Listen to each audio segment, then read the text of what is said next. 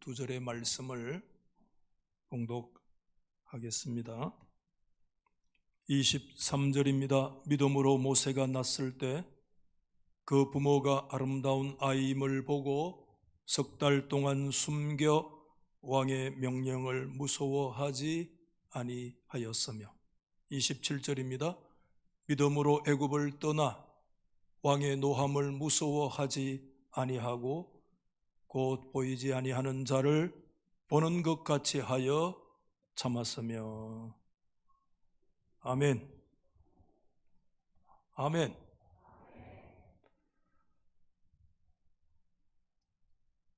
장로님께서 기도에 언급하셨기 때문에 먼저 광고의 말씀을 하나 드리도록 하겠습니다. 허순경 전도사님께서 지난 금요일 날 저녁에 기도회를 마치고 차를 몰고 귀가하는 길에 심근경색이 왔어요. 심정지적 상태가 왔어요. 그래서 옆에 있는 어떤 물체를 받고 차가 섰어요.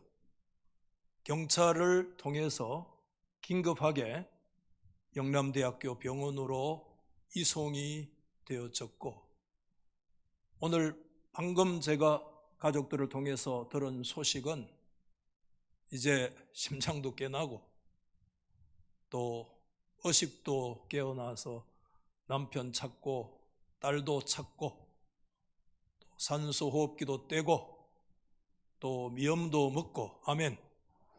여러분들 너무 염려하지 마시고 기도를 집중적으로 해주셔서 약한 거 다 떨쳐버리고 사역에 복귀할 수 있도록 기도해 주시기를 꼭 당부의 말씀을 드립니다. 그런 면에서 우리 좌우에 특별한 인사합시다. 건강하헤레이 카메라.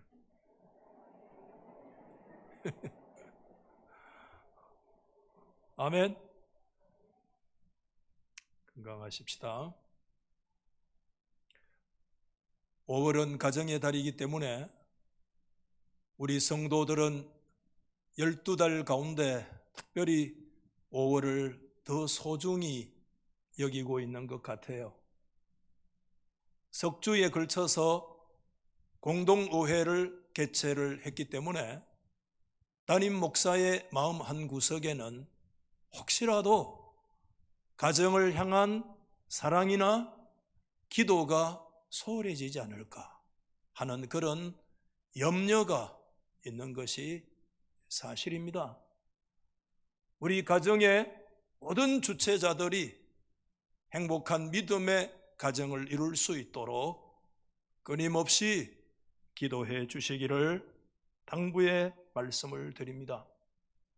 오늘 저는 히브리서 11장의 두 구절의 말씀을 읽었는데, 우리가 잘 아시는 대로 히브리서 11장의 말씀은 아주 독특한 성경의 구성을 가지고 있잖아요. 저는 쉽게 그렇게 생각해요. 세상에 영예로운 이름을 남긴 사람들을 명예의 전당에 이름을 올리는데, 성경이 말씀하고 있는 명예의 전당, 영적인 전당이 뭐냐 그렇게 생각할 때 저는 늘 히브리서 11장의 말씀이 떠오릅니다. 히브리서 성경을 기록했던 저자는 제일 먼저 성경 가운데 창세기 성경 말씀을 순서대로 전체 50장을 읽어가면서 8명의 믿음의 선진들을 그 신앙의 전당 위에 올리고 있는 것을 보게 돼요. 그러면서 오늘 본문 23절 말씀에 들어오면 히브리서의 저자가 성경이 읽는 게 달라져요. 그 성경이 뭐냐 하면 출애굽기라고 하는 성경을 읽게 돼요. 창세기 성경 전체 50장을 통해서 8명의 믿음의 사람을 신앙의 전당에다가 올리고 그렇게 했다면, 출애굽기 40장 말씀, 출애굽의 역사는 민수기 36장 전체를 통해서도 기록이 되어져 있기 때문에 도합 7, 80장의 이와 같은 출애굽 가정의 역사를 이 저자가 읽어가면서 그 믿음의 전당에 몇 사람의 이름을 올릴까를 기대하면서 사실상 성경을 읽게 돼요. 그러나 여러분들이 오늘 이 말씀 23절 이하 29절의 말씀까지 살펴보시는 그대로 사실상 출애굽 전체의 그 7, 80장의 과정을 쫙 성경을 읽어가면서 이 시인이 이 기자가 언급하고 있는 사람은 사실상 딱 한 사람이에요. 그 사람이 누구죠? 출애굽의 영웅, 정말 불세출의 영웅이라고 말할 수 있는, 구약 성경 말씀 가운데 정말 한두 사람 대표로 꼽으라고 하면 결코 빠질 수 없는 사람 이름이 있습니다. 그 사람이 모세죠. 그렇다고 한다면 출애굽기 오늘 이 본문 말씀 23절 말씀에는 바로 뭐라고 들어가야 되느냐 하면 믿음으로 모세는 하고 들어가야 돼요. 여러분 오늘 성경 말씀을 조금 살펴보시면 뭐라고 말씀하고 있는가 하면 오늘 성경의 저자는 그 모세라고 하는 사람을 이름을 언급을 하지만 모세를 언급하기 전에 모세 전에 한 단어를 사실상 언급해요. 여러분 궁금하죠? 그러면 성경 말씀 23절을 오늘 보시면 믿음으로 모세가 났을 때, 이 모세가 났을 때라고 하는 사실은 사실 갈로로 묶을 수도 있어요. 그러면서 그 다음에 언급되는 한 단어가 있어요. 그게 뭐냐 하면 그 부모가 라는 단어예요. 굉장히 중요한 관점이라고 저는 그렇게 믿어요.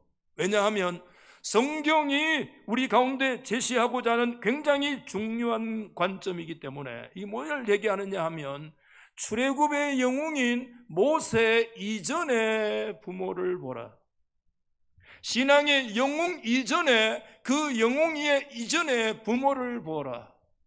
더 나아가서 우리의 자녀 이전에 뭐를 보라고 말씀하느냐 하면 부모를 보라. 이게 오늘 성경에서 우리 가운데 놓치지 아니하고 제시하고 있는 굉장히 중요한 관점이라는 것이죠. 여기에 우리가 당연히 하나의 질문이 따라오게 되죠. 과연 출애굽의 그 과정과 역사 속에서 모세의 부모가 했던 일이 뭐예요? 모세의 부모가 했던 일, 무슨 일을 했습니까? 출애굽의 역사 속에서 아들을 대신해서 어디 군대를 조직했습니까? 광야에서 무슨 의병을 일으켜서 의병장쯤 되어서 정말 모세의 그 배우의 스포트로서의 그런 역할을 감당할 정도의 그런 역사를 감당했습니까? 도대체 무슨 일을 감당했습니까? 그런데 오늘 히브리서 저자가 23절 말씀에 한 절을 할애를 하면서 믿음으로 모세가 났을 때 그 부모가 아름다운 아이임을 바라보면서 석 달 동안 숨겨 왕의 명령을 무서워하지 않았다라고 하는 이 패턴이 무슨 패턴이냐면 족장급의 패턴을 가지고 할애를 하면서 기록을 해주고 있다는 거예요. 도대체 무슨 일을 했는데? 모세의 부모에 대하여서 성경이 말씀하면서 믿음으로 모세는 하고 바로 들어가야 되는데 그 들어가기 전에 뜸을 들이면서 믿음으로 모세의 부모는 이라고 말씀하고자 할 만한 무슨 이유와 근거가 그에게 주어지고 있느냐.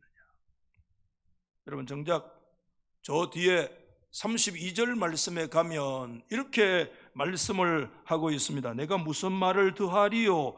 그러면서 위대한 사람들 언급합니다. 기드온, 바락, 삼손, 입다, 다윗 및 사무엘과 선지자들의 일을 말하려면 내게 뭐가 부족하다고 그래요?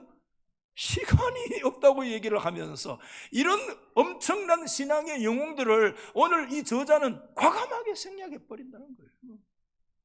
여러분 다른 사람은 우리가 생략을 할 수 있다 손 치더라도 하나님의 구속의 역사 속에서 정말 뺄래야 뺄 수 없는 한 사람의 이름이 여기 있어요. 우리가 마태성경에 아브라함과 그 다음 뭐죠? 다윗의 자손 예수 그리스도의 족보와 계보에 대해서 얘기를 한다면 하나님의 구원 역사 속에서 아브라함이 앞부분에 2번이나 언급이 되어져 있다고 한다면 아브라함과 다윗의 자손을 따라오는 하나님의 구속의 역사를 바라보면서 적어도 다윗은 생략하면 안 되죠. 믿음으로 다윗선이라고 한 구절 정도는 그곳에 할애를 해야 마땅할 것 같은데 과감하게 시간이 부족해 그러면서 생략을 해버리는 그런 가운데 있으면서도 도대체 모세의 부모가 그 출애굽의 역사 속에서 무슨 일을 감당했기에 말이야. 믿음으로 그 부모라고 하는 한 구절의 말씀을 그에게 할애를 하고 있습니다. 이삭과 야곱과 요셉과 같은 족장적급으로 어쩌면 족장들에 대한 언급보다도 몇 개의 단어가 더 할애되어질 수 있는 그런 문장으로 성경에 말씀을 해주고 있느냐 하는 것이죠. 여러분, 출애굽의 과정에서 모세의 부모가 무슨 일을 했어요?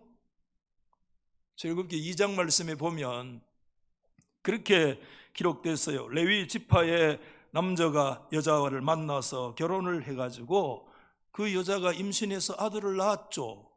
그래서 그 태어난 아이가 잘생긴 것을 보고 뭐라고 얘기해요? 석 달 동안을 그 아이를 숨겼다고 얘기하죠. 석 달 숨기고 나니까 더 이상 이제 버틸 수 없어서 드디어 갈대 상자를 만들어서 거기에 정말 방수되는 역청과 나무 지인을 칠하고 그 아기를 담아서 그 나일강 하수 강가에 띄웠다.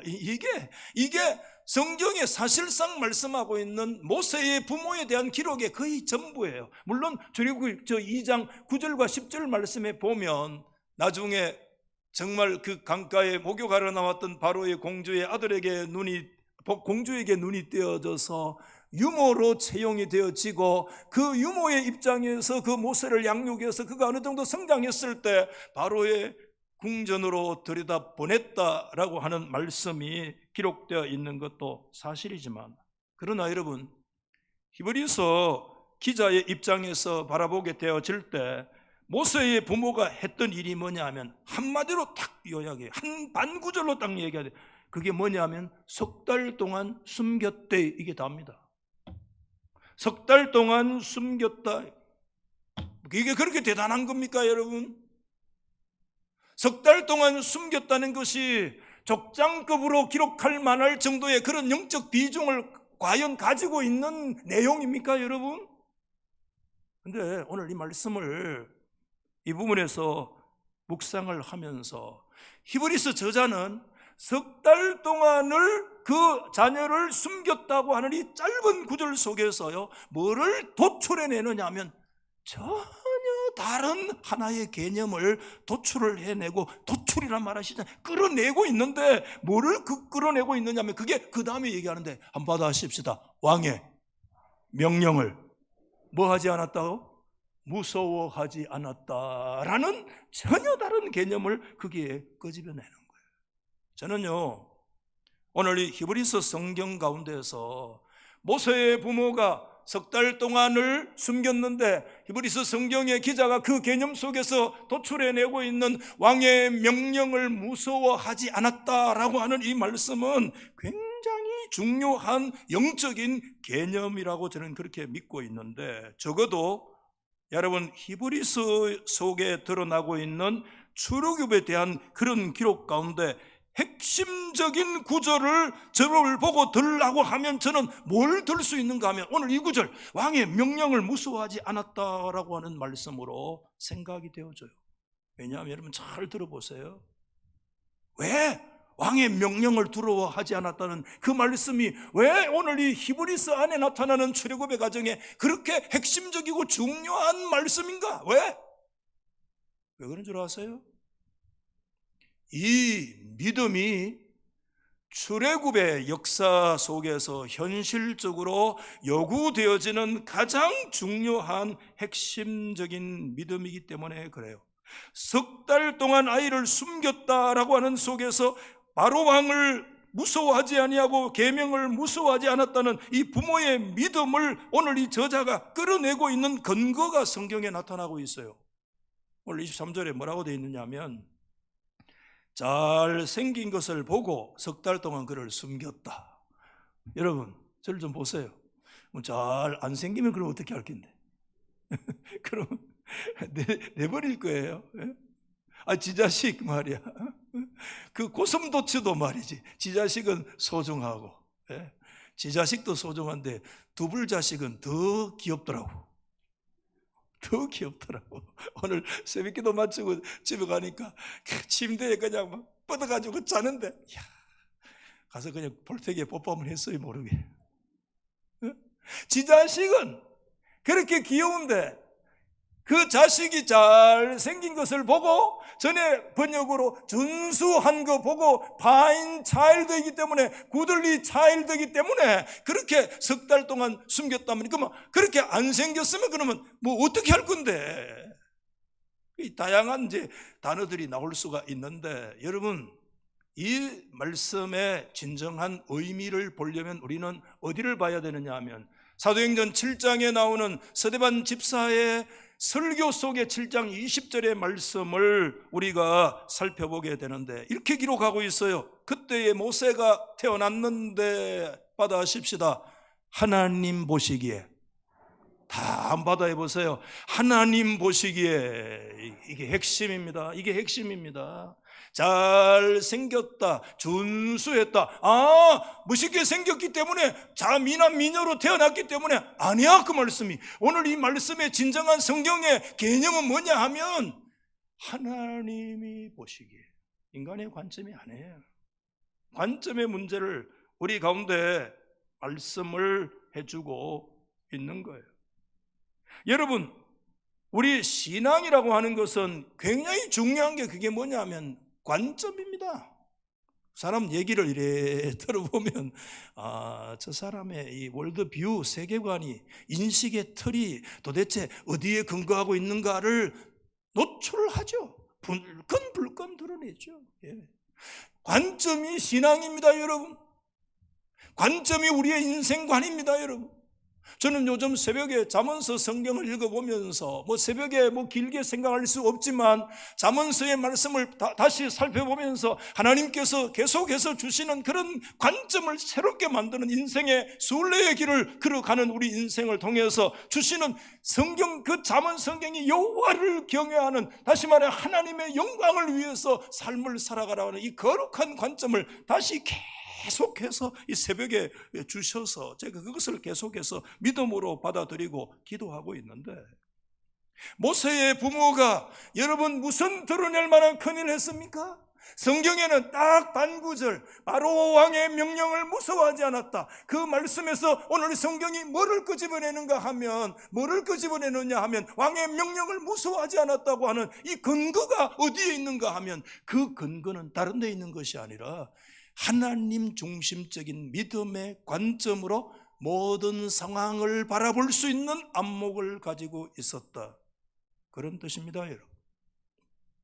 모세의 부모는 출애굽기 6장에 보니까 그 족보 속에 아버지 이름이 아므람이요, 어머니 이름이 요게벳이라. 요게벳은 유명한데 아므람은요, 저도 살펴봐야 될 정도로 별로 그렇게 존재 가치가 있는 사람 아니에요. 말 그대로 보통 사람, 평민 중에 평민, 그런 사람들, 그 시대에 그 히브리 민족으로 정말 이집트에 200만 명 가득 들어차 있는 그런 평민들 중에 평민이었습니다. 그런 평민들 중에 평민인 그들이 바로 왕의 명령을 무서워하지 않았다고 하는 그의 궁극적인 근거가 어디에 있느냐? 군사를 많이 모았기 때문에 아니야. 하나님 보시기에. 아멘. 하나님 중심적인 세계관, 하나님 중심적인 신앙의 관점을 가지고 있었기 때문에, 여러분, 중요한 것은 오늘 히브리서 성경이 이 부분을 놓치지 아니하고 계속해서 강조를 해주고 있는데, 여러분, 이 부모가 가졌던 신앙의 관점이 이제 또 한 번 어디에서 더 반복되어지고 있습니까? 오늘 27절 말씀을 그래서 읽었거든요. 27절 말씀을 한번 보십시오. 믿음으로, 앞에 모세는 생략되어 있죠. 믿음으로 모세는 애굽을 떠나라고 얘기합니다. 애굽을 떠난 게 뭐죠? 이게 출애굽입니다. 출애굽의 역사는 누구의 시대에 일어났어요? 모세의 시대에 일어난 겁니다. 모세 때에 출애굽의 실질적인 역사가 일어나게 되었습니다. 그 다음에 이렇게 얘기를 합니다.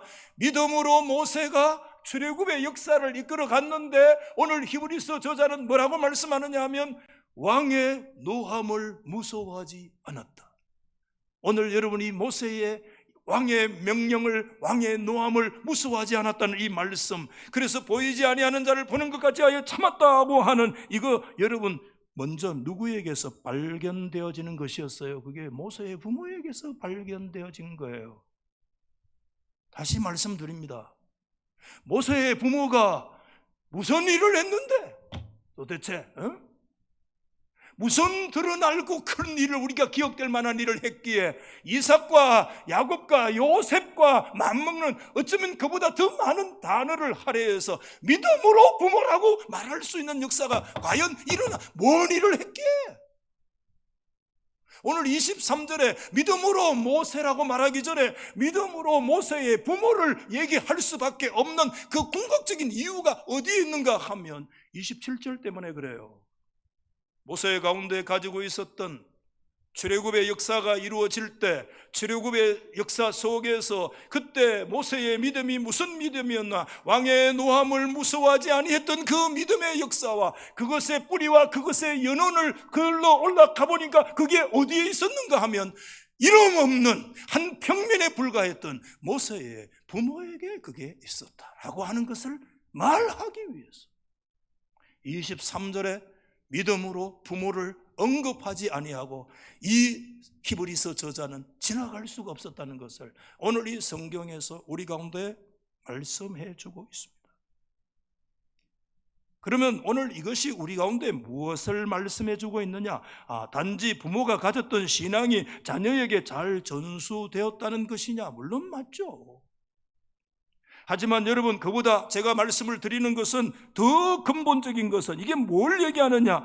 출애굽에서 가장 현실적으로 중요한 요구되는 믿음이 있다면 그것은 누구냐? 애굽의 바로 왕의 명령이 떨어져도 그 명령을 무서워하지 않는 믿음이며 바로 왕이 한번 부르키면 겁납니다. 여러분 여러분 바로 얼마나 겁나겠습니까? 마을에 동장이 나와가지고 꽝 지르면 놀래는데 군수가 나와가지고 대한민국의 국가가 명령 내리고 20% 15% 그러면 예 척척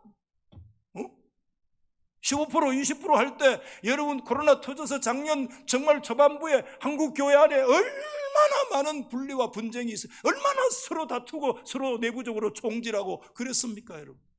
35년 1900 신사참배 명령 딱 내리니까 한국교회 전체가 예의 하면서 다 순종했잖아요. 무섭습니다. 왕의 명령이 무서워요. 굉장히 두려운 거예요. 그런데 여러분 그 왕의 명령을 무서워하지 않았, 왕의 노함에도 무서워하지 않은 이 믿음이 어디에 요구되느냐? 출애굽의 역사에서 요구되는 믿음은 이겁니다. 왜 그런 줄 아세요? 저의 설명을 한번 들어보십시오. 이것을 잘 이해하려고 하면 이집트 애굽의 역사로 여러분들이 잠시 돌아가야 됩니다. 출애굽과 관련해서 이집트의 역사를 살펴보면 정말 놀랍지 않을 수가 없어요. 왜냐하면 한번 저를 보십시오. 출애굽의 역사가 일어났을 때가 애굽의 역사 속에 일어나는 왕조들이 있지 않습니까? 왕조가 바뀌는데 그 왕조들 가운데 가장 강력한 왕조 때에 뭐가 일어났는가 하면 출애굽의 역사가 일어났다는 사실을 여러분 알고 계세요? 여러분 그거 기억하고 계세요? 여러분 출애굽기 1장 8절 말씀에 보면 요셉을 알지 못하는 뉴킹, 새로운 왕이 일어나서 애굽을 다스렸다는 말씀은 기억하고 계시죠? 여러분 여기서 뉴킹이라고 하는 것은 전에 왕이 죽고 내가 왕이 되었다는 말이 아닙니다. 오늘 여기에서는 왕조가 바뀌었습니다.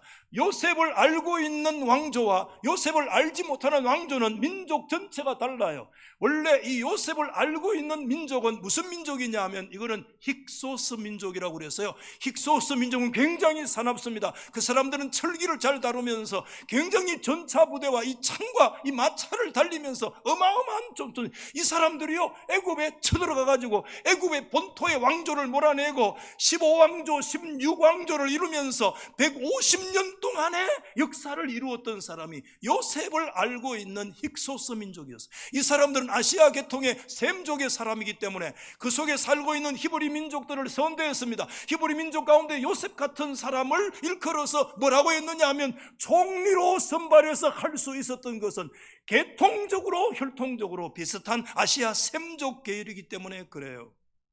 이해되십니까? 이게 힉소스 민족이에요. 오늘 여기에서 뉴킹 새로운 왕이 일어났다, 요셉을 알지 못하는, 이것은 왕조가 바뀌었습니다. 이제 애굽의 본토인들이 17왕조를 일으키면서 저 위에 있는 이 남쪽에 있는 저 상 이집트의 나라를 정복해서 남북 이집트를 통일을 하면서 제 18왕조로, 욕하는 거 아닙니다. 제 몇 왕조로요? 18왕조를 열어가면서 나타났던 그 왕조가 18왕. 그런데 왜 제가 이 말씀을 드리느냐 하면 애굽의 역사 속에서 가장 강력했던 왕조가 18왕조예요. 18왕조 이후에 애굽은 보통 국가로 전락해서 한 번도 전성기를 역사 속에 맞이한 적이 없어요. 지금까지. 애굽의 역사 속에서 가장 강력했던 왕조가 무슨 왕조라고요? 18왕조. 아유, 자꾸 이 말이 이상하네. 어쩌나 그래, 할 수 없는 거. 그럼 오늘 18왕조를 한번 보여주세요. 한번 보여주세요. 자, 여기 제가 했어요. 이게 이제 모세는 이 모세스는 물에서 건졌다는 것도 되지만 애굽어로는 모세는 선 아들이라는 뜻도 있거든요. 모세는 아하의 아들일 수도 있어요. 모세 1세, 아메노텝 1세, 아메노텝 1세에는 딸이 해야 되는데 그 딸이 자기 남편에게 왕위를 계승해서 투토모세 1세, 그래서 그 사이에 태어난 사람이 하세숲트라고 하는, 우리가 성경에서 얘기하는 바로의 공주가 바로 이 사람입니다. 바로의 공주가 투토모세 2세, 이 바로의 공주가 이제 왕위를 이어받아야 되잖아요. 그런데 자기의 남편에게 왕위를 주면서 그 사람이 투토모세 2세인데 하셉수터 사이에서 자녀가 없었습니다. 그러고 나서 새로운 궁녀를 들여가지고 태어난 사람이 투토모세 3세고, 이 사람이 성경의 모세를 죽이려고 했던 사람이고, 그의 밑에 후손인 아메노텝 2세가 출애굽 당시에 이집트의 왕이었습니다. 오늘 제가 지금 무슨 말씀을 여러분에게 드리려고 하느냐 하면, 지금 출애굽 당시의 역사는 이 이집트의 역사 가운데 가장 강력한 왕조였어요. 여러분 이거 잘 생각해야 돼요. 왜냐하면 일반 역사와 하나님의 역사의 궁극적인 차이점이 여기 있습니다. 여러분, 일반 역사 속에서 그 나라나 왕조가 가장 강력할 때 어떤 그 밑에 있는 복속에 있던 나라들이 독립을 쟁취했다거나 그곳에서 자치권을 스스로 쟁취했다고 하는 그런 역사를 여러분 역사 속에서 기억하신 적이 있습니까? 없습니다. 반드시 어떨 때 나라가 멸망하기 직전에, 나라가 외세의 침략을 받아서 힘이 약하여질 때, 여러 가지 나라가 혼돈되고 국정이 어지러워지고 질서가 없을 그때에 일어나서 독립도 하고 자유도 쟁취하는 그런 역사가 일어나게 되는데, 여러분 그 만약에 이스라엘이 출애굽을 할 때 이집트의 왕조에 가지고 비실비실할 때, 나라가 힘이 없을 때, 그때 사람들이 국난을 일으켜가지고 이스라엘 백성들이 출애굽을 했다고 한다면 그건 일반 역사와 다를 바가 없습니다. 그러나 여러분, 이스라엘 애굽의 역사 속에서 가장 강력한 왕조가 18왕조의 지하에 있을 때 200만 명이 넘는 이스라엘 백성들이 그 바로의 왕과 싸워가지고 출애굽을 하는 그런 역사가 일어났다고 하는 것은 우리 가운데 뭐를 말씀해 주고 있는가 하면, 이것은 인간의 일반적인 역사가 아니라 하나님의 역사이다. 할렐루야. 하나님의 역사라는 것을 보여주고 있습니다. 하나님이 주권적으로 하나님의 언약을 하나님의 열심으로 성취해 나가시는 그런 역사라는 사실을 우리 가운데 말씀해 주고 있어요. 초점을 놓치면 안 됩니다. 여러분, 오늘 제가 이 말씀을 드리는 이유는 무슨 지식을 하려고 하는 게 아니에요. 지금 여러분, 바로의 명령을 무서워하지 않았다, 바로의 노함을 두려워하지 않았다, 여러분 안 두렵습니까? 그 바로가 여러분 보통 바로입니까? 어디 이리저리 쫓기고 다니고 있는 그런 힘없는 바로입니까? 아닙니다. 말씀 그도에서 드리는 대로 이집트의 역사 가운데 최고의 왕조의 최고의 왕권과 모든 권위를 가지고 있는 그 왕이 일어나서 교효합니다. 안 돼! 너 꼼짝하지 마! 두렵지 않습니까, 여러분? 저 같으면요, 질급할 것 같아요. 예? 질급할 것 같아요. 왜? 고등학교 3학년까지 화장실도 혼자 못 갔거든. 예? 지금은 이래도 제가 고등학교 때 눈이 굴다리 해가지고요, 눈만 들고 다닌다 했어요. 누가 옆에서 으르륵 하면 지금도 겁납니다. 지금도 겁납니다. 당에도 가려고 하면 겁나고, 어디 회의도 가려고 하면 겁나고, 어떤 교회에서요, 고등학생이라도 목사님 얘기 좀 합시다 이러면 간이 철렁 내려앉아요. 그게 저예요, 여러분. 겁이 많아요.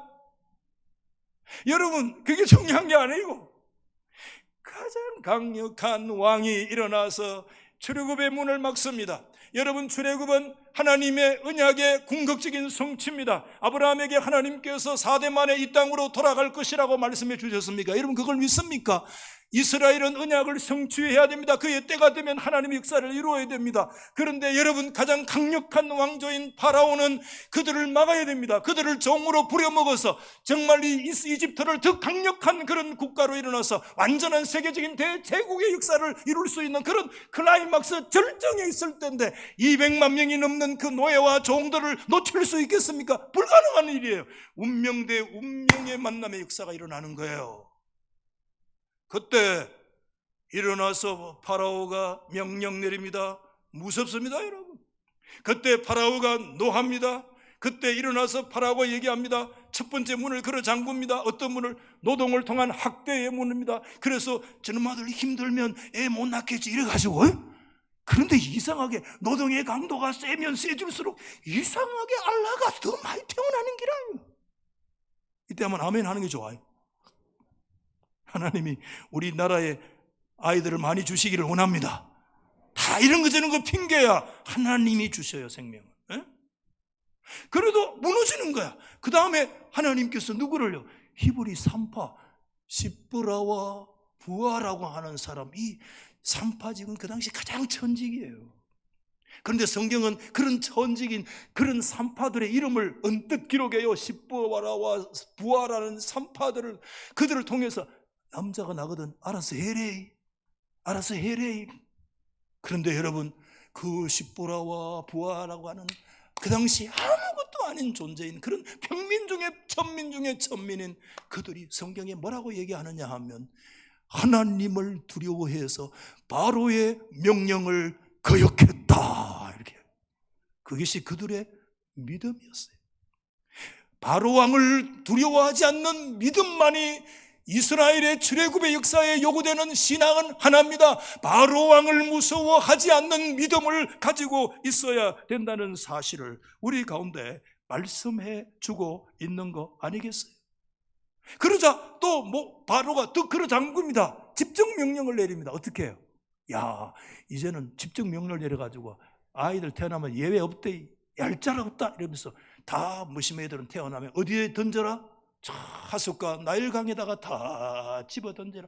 2중 3중의 문을 걸어 잠그고 파라오가 가장 강력한 왕이 문을 떡 버티고 서서 출애굽이라고 하는 거 택도 없다고 하고 버티고 서서 그때마다 소리를 지대고 부럭부럭 쏘하고 명령 내리고 노하는 그런 역사가 일어날 때 감히 누가 그 파라오 앞에 버티고 서서 파라오의 명령을 무서워하지 아니하고 파라오의 노함을 무서워하지 아니하는 사람이 누가 있겠냐 이 말이에요, 여러분.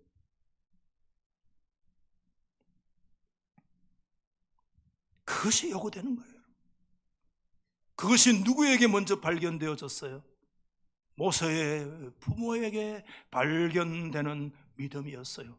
모세의 부모만이 아닙니다. 제가 말씀드렸잖아요. 시브라나 부하와 같은 그 중에 천직 중에 천직인 여성들조차도 어떤 믿음을 가지고 있었는가 하면 보이지 않는 하나님을 보이는 것 같이 믿고 참았던, 바로 왕의 명령이 정말 오금이 저릴 정도의 두려움의 명령인 것 틀림이 없지만, 그럼에도 불구하고 보이지 아니하시는 하나님을 더 두려워하고 살아계신 하나님 중심의 신앙적인 가치관을 가지고 있었기 때문에 세계 최고의 강자의 왕조의 최절정에 있었던 아멘호텝 2세조차라고 할지라도 누구에게 무너지느냐? 천직 중에 천직인 십보라와 부하의 믿음 때문에 그의 모든 괴계가 거꾸러지는 그런 역사가 일어나게 된다는 것을 말씀하는, 믿음의 가치를 말씀하고 있는 거예요.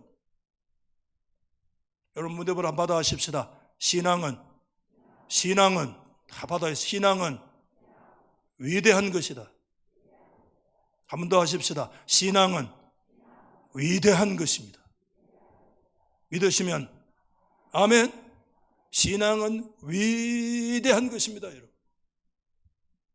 오늘 여러분 제가 이 말씀을 이제 정리를 하려고 하는데, 왜 오늘 제가 이 말씀을 우리 가운데 드렸느냐 하면, 그 부모의 심령 깊은 곳에 평민 중에 평민이지만 바로의 명령을 무서워하지 아니했던 그 평민 중에 평범한 사람의 가슴 속에 부하와 십보라 같은 그런 천직 중에 천직인 여인이었지만, 그들의 가슴 속에 여호와 하나님 중심적 세계관을 가진 그런 믿음의 역사가 있을 때, 그 믿음 때문에 바로의 명령도 꾸꾸러지고 바로의 도모도 무너지고, 바로가 그렇게 강력하게 막고 있는 그 출애굽의 문도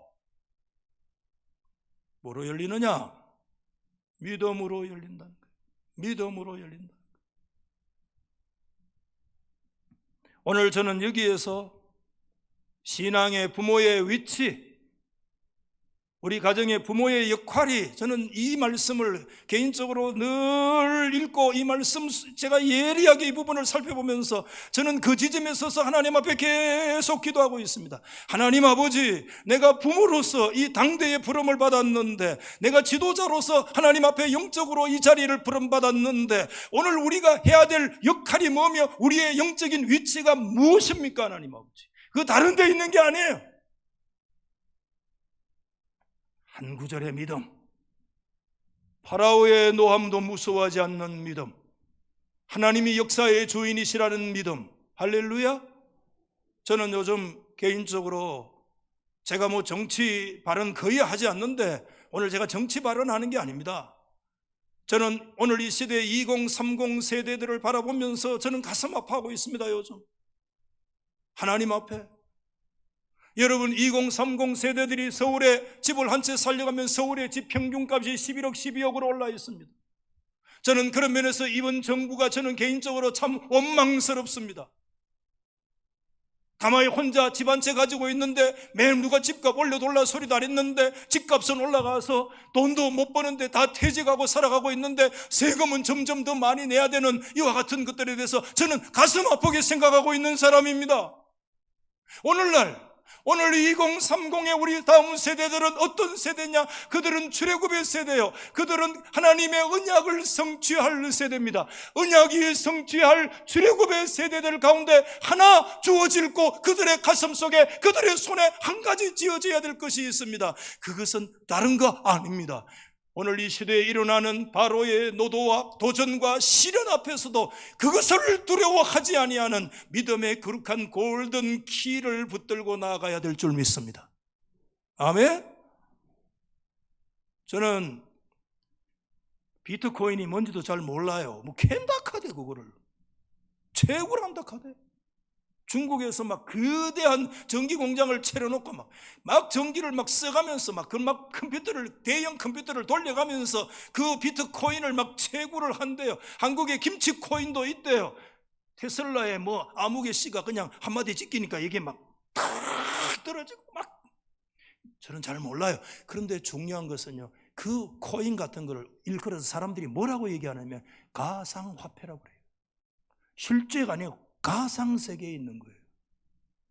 저는 오늘 그곳에 투자하는 것에 대해서 제가 가부간의 문제를 말씀을 드리려고 하는 것이 아니에요. 오늘 이 시대의 시대 정신이 지금 이제 사람들은 이 현실에서 좌절하고 현실에서 모든 것이 지금 사다리가 끊어지고, 정말 정상적으로 서울에서 직장 생활에서 도대체 그 아파트 자기 집 마련 못해요. 지금 이게 대한민국의 가슴 아픈 현실이에요.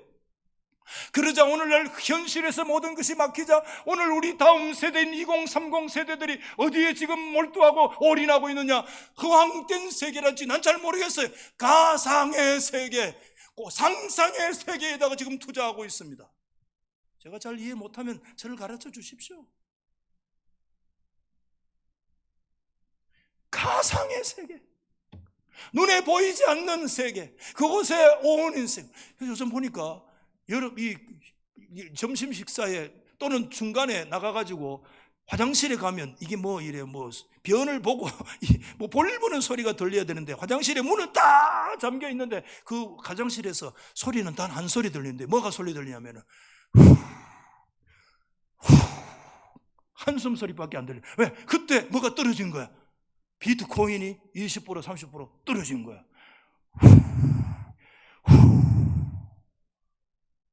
가슴 아파요. 비트코인 성공할 수 있는 사람이 그때면 하세요.